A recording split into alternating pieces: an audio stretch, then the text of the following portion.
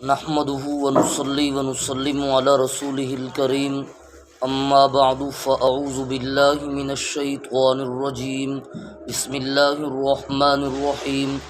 میرے واجب الاحترام سامعین مکرم، آج صبح کی نماز سے پہلے ہم آپ حضرات کے سامنے رمضان المبارک کی فضیلت کے متعلق حدیث پاک سنانے چلے ہیں۔ بخاری شریف کی حدیث ہے، حدیث کا نمبر 38 ہے۔ نبی پاک صلی اللہ علیہ وسلم نے ارشاد فرمایا، من صام رمضان وقامہ ایمانا واحتسابا غفر له ما تقدم من ذنبہ۔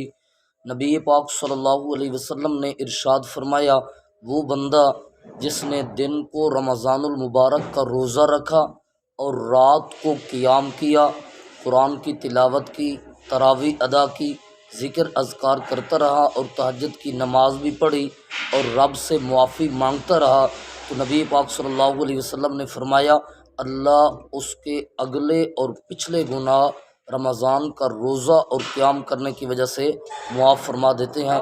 میرے واجب الاحترام، اگر ہمارا میسج اور پیغام آپ کو اچھا لگا تو ہمارے ویڈیو کو لائک اور شیئر ضرور کرنا۔ جزاکم اللہ خیرہ۔